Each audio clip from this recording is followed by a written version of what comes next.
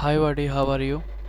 Today is the very important segment because आज हमने start करी है अपनी सीरीज का मतलब ये है कि हम स्टार्ट करेंगे जनवरी 2021 से लेके और जो हमारा लास्ट आपका लास्ट डेट मीन्स अप्रैल 2020 तक, जो कि यूपीपीसीएस के अंदर जो इम्पोर्टेंट करंट अफेयर है मंथली वाइज, हम उसे यहाँ पर रिवीजन रिवाइज करेंगे। ओके, सो मैं आपको ये बता देना चाहता हूँ कि हम किस तरह से सेगमेंट को पूरा करेंगे। जैसे कि आप ये सब देख रहे हैं, जैसे कि आपको ये सब दिख रहा होगा यहाँ पर, ये आप जैसे सब देख रहा है यहाँ पर, तो ये क्या है कि ये जनवरी मंथ का टोटल करंट अफेयर है, जो कि इंपॉर्टेंट टॉपिक मैंने यहाँ पर चूज़ करे हैं। और इम्पोर्टेंट टॉपिक से हमें ये हमें पता लगता है कि कौन से, ये मैंने सारा जो स्टडीज़ कराया कि मैंने प्रीवियस पेपर जो मैंने स्टडीज़ करे हैं थ्रू आउट कराया, तो मुझे ये पता लगा है कि उसमें से सारे जो जनवरी मंथ की जो करंट अफेयर है उसमें इन्वायरमेंट में उसके अंदर कौन कौन से टॉपिक हमारे इम्पोर्टेंट टॉपिक हैं। जैसे कि इन्वायरमेंट है, इन्वायरमेंट के अंदर कौन से टॉपिक हमारे लिए इम्पोर्टेंट हैं, और इकोनॉमी के अंदर हमारे कितने टॉपिक हमारे इम्पोर्टेंट है, क्या हमें कवर करना चाहिए, क्या हमें कवर नहीं करना चाहिए। आपने देखा होगा दोस्तों, आपने देखा होगा कि आप जब कभी मार्केट में जाते हैं तो आपने कभी विजन की बुक खरीदी होगी, या आपने कोई सी भी अलग सोर्स से आपने बुक खरीदी होगी। वहाँ पर वो करंट अफेयर की, उसमें क्या होता है कि हैवी पेज होते हैं, 200 पेज 300 पेज, जो कि मैंने रीड आउट करे, जो मैंने जो लिखा है ना, मैंने ऐसे ही नहीं लिखा है जैसे, पर मैंने खुद रीड आउट करे हैं, मैंने 3-4 सोर्स मैंने पढ़े हैं। मुझे उसमें लगा कि कौन कौन से मेरे लिए इंपॉर्टेंट टॉपिक हो सकते हैं जो मैं आपको यहाँ प्रोवाइड कर रहा हूँ फ्री ऑफ कॉस्ट में। तो मैं आपको बताना चाहता हूँ कि इन्वायरमेंट में कौन से इंपॉर्टेंट टॉपिक हैं, इकोनॉमी कौन से हैं। तो आज हम स्टार्ट करने जा रहे हैं ये सीरीज़ कि अब मैं आपको इसमें वन वाइज बताऊँगा। आप एक काम कर लीजिएगा, इसका ना स्क्रीन कर लीजिएगा। तो स्क्रीन में आपको क्या पता लगेगा कि आपको कौन से टॉपिक कवर करने हैं, कौन से टॉपिक कवर नहीं करने हैं। ये जस्ट आपका एक दिन के अंदर आप कवर कर लेंगे। आप इन्हें पढ़ना और इसका आप थ्रू आप मतलब कि आप इसे क्रोम ब्राउज़र पे जाना, इससे आप बिल्कुल एनालिसिस करना। ये मैंने सारे प्रीवियस पेपर को देख कर ही ये मैंने यहाँ पर कमेंट करा है। ओके, सो अब हम स्टार्ट करने आ रहे हैं इसके ऊपर। Okay okay, so let start now. Okay, सबसे पहले हम बात करते हैं जनवरी करंट अफेयर 2022 के बारे में।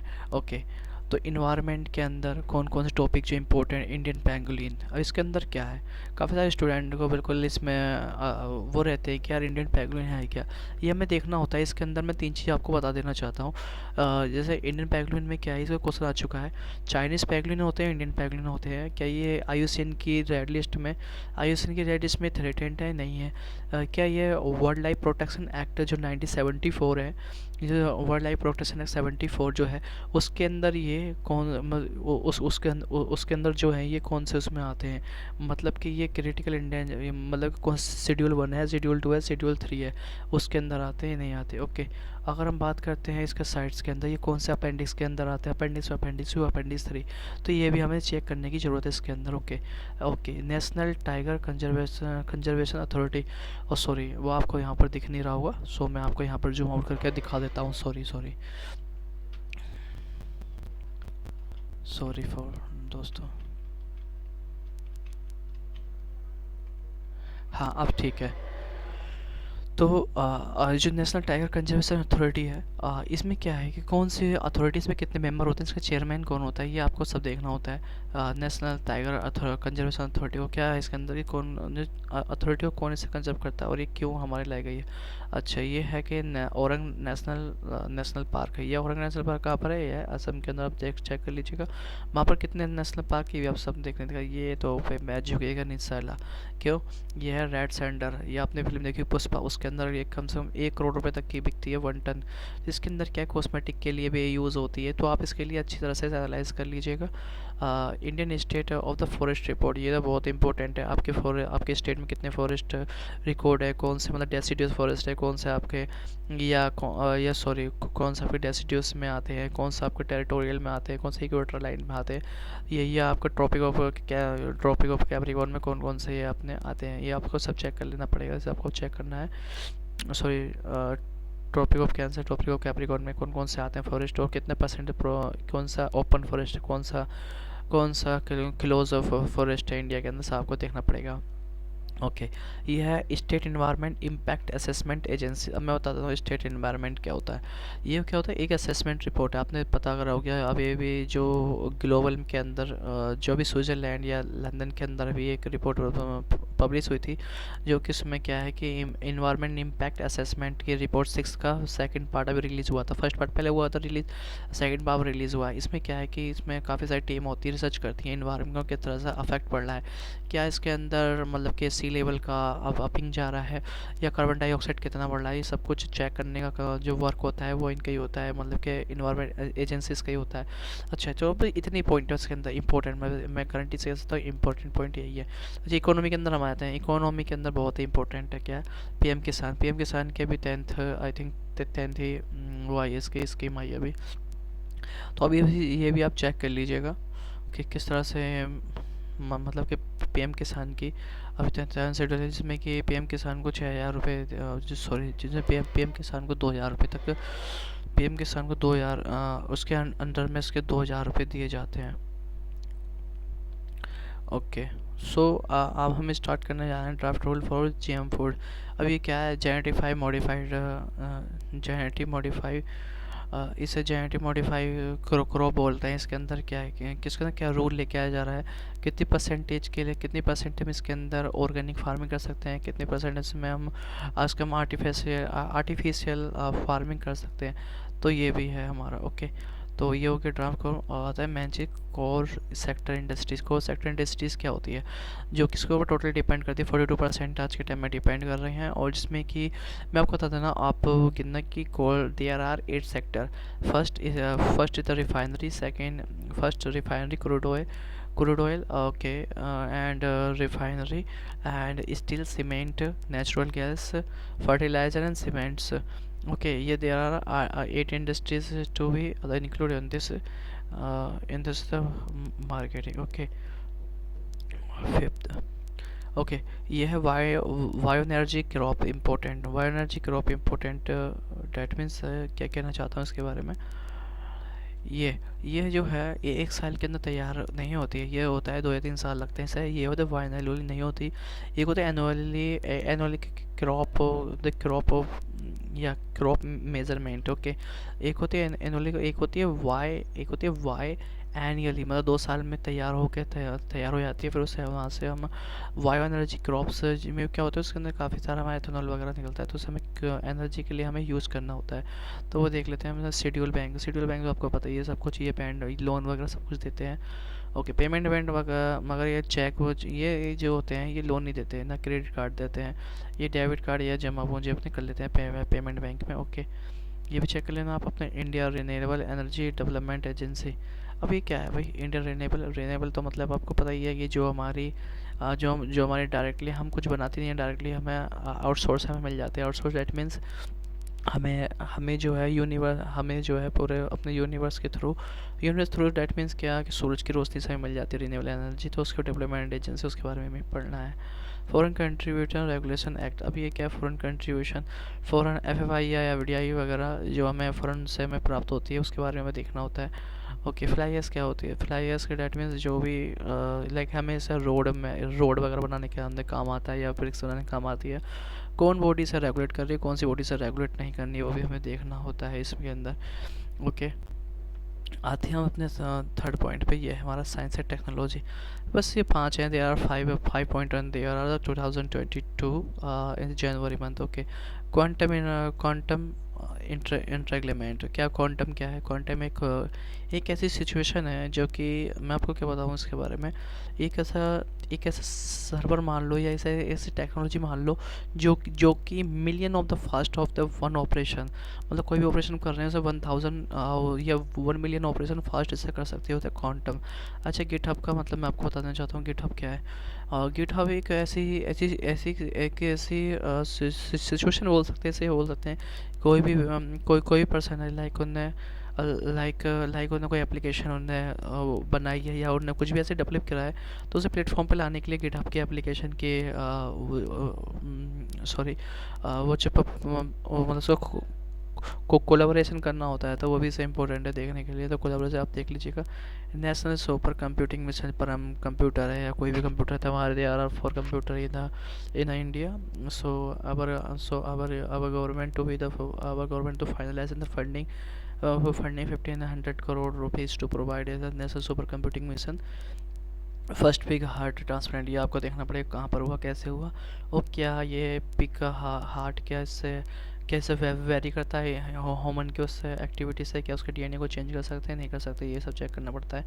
Small satellite launch vehicle. Small satellite मतलब क्या, जो प्राइवेट कंपनीज होती है ना, प्राइवेट कंपनीज भी क्या कर रही हैं आज के टाइम में, वो अपना सैटेलाइट छोटा सैटेलाइट वहाँ पर भेज रही है जिससे कि उनका डाटा सेव रहे, सॉरी उनका डाटा उनका सर्वर एक साथ वो अपना चेक कर सकते हैं। ये भी हमारा देखने के लिए हुआ स्मॉल सैटेलाइट लॉन्च व्हीकल में अंदर।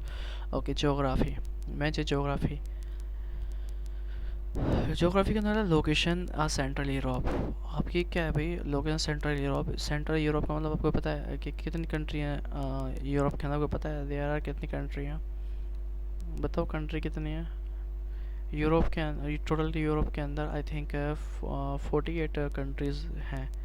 Okay let me check now. So I will be okay sorry okay. So central Europe के अंदर आपको पता है कितनी कंट्री हैं, आप चेक कर लीजिएगा। ये जो है यूक्रेन और रसिया, यूक्रेन और रसिया मैप, ये अभी ये क्या है भाई, यूक्रेन रसिया अभी क्या है, ये जनवरी मंथ के अंदर इसके अंदर कुछ ऐसे सो वार की सिचुएशन थी, थोड़ा थोड़ा कम मतलब कुछ मीटिंग चली थी, बायलैटरल मीटिंग चली थी दोनों तरफ से, क्या हो सकता है नहीं हो सकता, तो इसके ऊपर आपको देखना पड़ेगा डेवोस है हमोस क्या है, मतलब उसकी मतलब कि उसके दोनसवाक और जो उसकी कैपिटल है कीव, वो भी आपको देखना पड़ेगा। कैस्पियन सी ब्लैक सी, ये तो बहुत इंपॉर्टेंट वो है, वहाँ पर नियर बाय आपको देखना है कौन सी लैंड लॉक कंट्री है, कौन सी लैंड लॉक कंट्री नहीं है, तो ये भी आपको उसमें मेज़र कर लेना है। ओके ये भी आपको मेजर कर लेना है। ओके तो वेस्टर्न डिस्टर्बेंस आपको पता है, वेस्टर्न डिस्टर्बेंस किसे बोलते हैं, जैसे कि America Europe and sorry America Canada and so on like Mexico. Okay okay Chile का लेक तो आपको पता ही है, चिली का लेक है सेकेंड लार्जेस्ट लेक है in the world and after and यह उड़ीसा कोस्ट पे है। ओके हॉर्न ऑफ अफ्रीका तो आपको पता है, इसके अंदर आ रहा I think 4 Eritrea Djibouti Somalia and Somalia and Ethiopia. There are four country in the horn of Africa. ये भी चेक लेना। महाकाली रिवर कहाँ पर है, ये है हमारे नेपाल इंडिया के बॉर्डर पे, ये भी चेक लेना। साउथ चाइना सी बहुत इंपॉर्टेंट पार्ट है, 9 लाइन वगैरह चेक लेना। सरस्वती रिवर जो कि एक्सीडेंट हो चुकी है, यहाँ पर टूरिज्म पैलेस बनाने की कोशिश चल रही है। सर्बिया जो कि यूरोपिया का पार्ट सर्बिया जो कि पार्ट है आई थिंक सॉरी ये पार्ट है, ये होता है सॉरी ये यूरोप का पार्ट है। ओके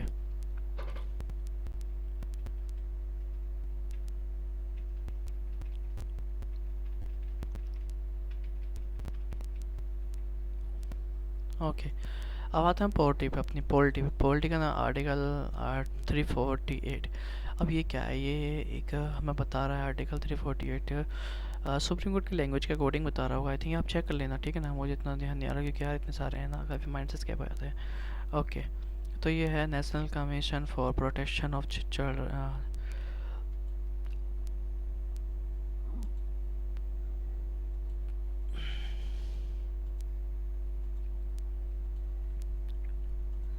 ओके ये national commission for protection for child right, तो ये आपको चेक कर लेना इसमें क्या मेंबर होते हैं, क्या यहाँ में पॉक्सो एक्ट के तहत या इसमें कौन से बच्चे किस एज के अंदर आते हैं, सब चेक कर लेना। और लोक अदालत में क्या है, लोक अदालत को हमें देखा जाता है कि हम सिलसिले तरीके से देखते हैं इसे। ये लोक अदालत क्या वर्क करती है, ये एक नालसा मतलब कि एक लीगल एड प्रोवाइड करती है, ये भी है, और एक अपना इसमें लड़ने के लिए वकील वगैरह लॉयर वगैरह अपना हायर कर सकते हैं government through. Inter state water dispute, ये कर्नाटक केरला के अंदर काफ़ी भाई, ये मुल्लापेरी डैम के ऊपर तो काफ़ी कॉन्फ्लिक्ट चलता है, ये भी आप चेक कर लेना। एंटी डिफेक्शन लॉ, ये तो भैया आपको पता होना चाहिए 52nd अमेंडमेंट 1952।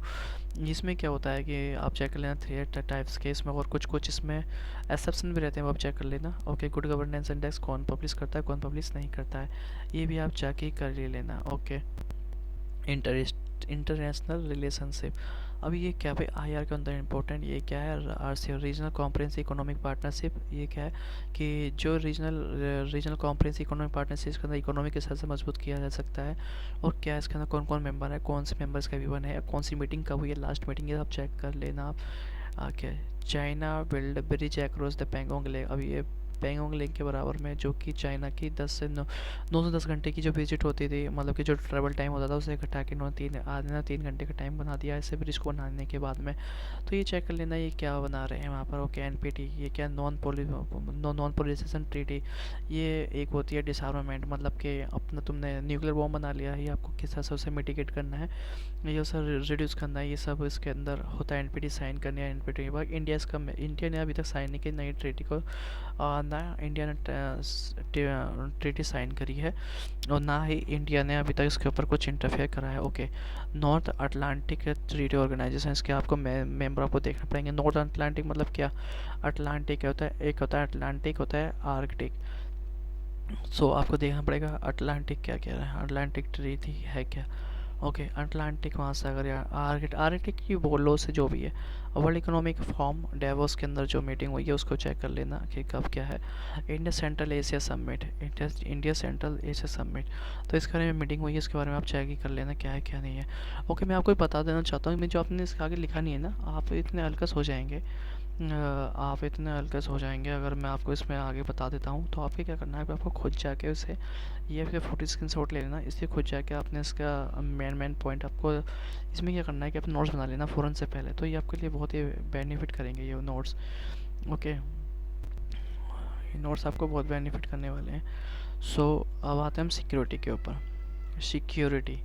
सिक्योरिटी का सीट एक्साइज किसके बीच में होती है, वो आईएनएस विक्रांत क्या इंडिजियसनल है या आउटर ब्रह्मोस क्या है, या रसिया और इंडिया कोलैबोरेशन एक मिसाइल है, वो आप देख लेना। 84 एंटी आर्मर्ड वेपन जो क्या ये एक आदमी अपने ऊपर कैरी कर सकता है, 8-9 किलो का होता है, और इसकी range I think 100 metre 200 metre तक रहती है। एसपीजी व्हाट इज़ क्या, स्पेशल प्रोटेक्शन ग्रुप क्या होता है और क्यों, ये कौन कौन इसके अंदर मतलब स्टाफ के मेंबर कौन से होते हैं यार, मतलब कि सीआरपीएफ होते हैं या आईपीएस ऑफिसर होते हैं या सीबीआई से होते हैं, काफ़ी सारे इसमें ऑफिसर होते हैं, सारे हाई रैंक के ऑफिसर होते हैं।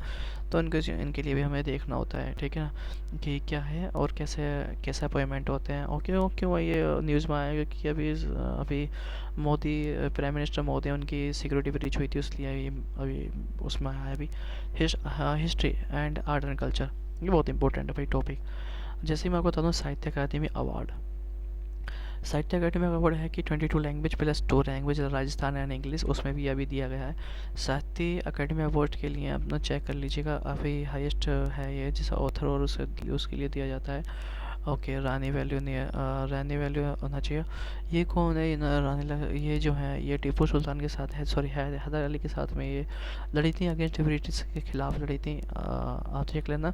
तख्त अहमद साहिब ये क्या है, ये 6th, अभी दिल्ली गवर्नमेंट क्या चाह रही है कि 6th जो तख्त गुरु हैं उनको भी इंक्लूड किया दिया जाए इसके अंदर, जो कि चांदनी चौक में, उसके लिए आप देख लेना। माया सिविलाइजेशन है क्या, नॉर्थ ये है मिडिल अमेरिका, मतलब north America and south America के जो बिटवीन है गुंडीमाला, उसके बराबर में जो सिविलाइजेशन है वहाँ पर एग्जिस्ट हुई थी।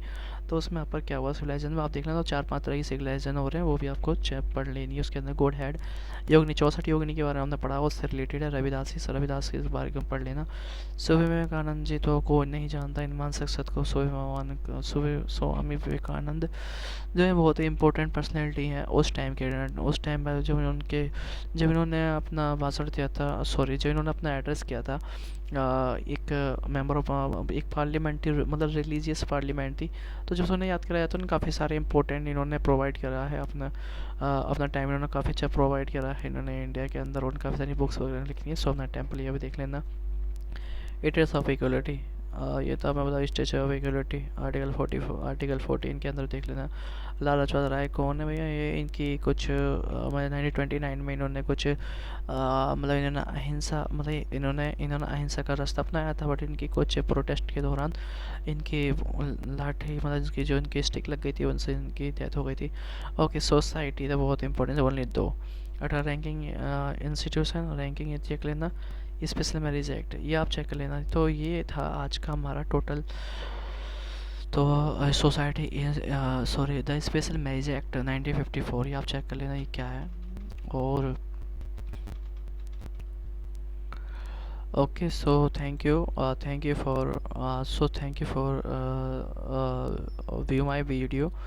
सो ये आप लोग जो भी स्टूडेंट हैं आप इसका स्क्रीनशॉट कर लीजिएगा, काफ़ी इम्पोर्टेंट है ये चैप्टर। और इसके आप सभी इसका आप बना लेंगे इसके नोट्स, तो आप काफ़ी इंपॉर्टेंट रहेगा। जनवरी मैं ऐसी सीरीज स्टार्ट करूँगा, जनवरी फरवरी मार्च एंड फिर मैं बैकवर्ड जाऊँगा दिसंबर, ऐसी मैं बना के लाता रहूँगा। Okay, thank you for everyone. If you have full this video, so you can be join my channel, subscribe and like and so on. Thank you for everyone.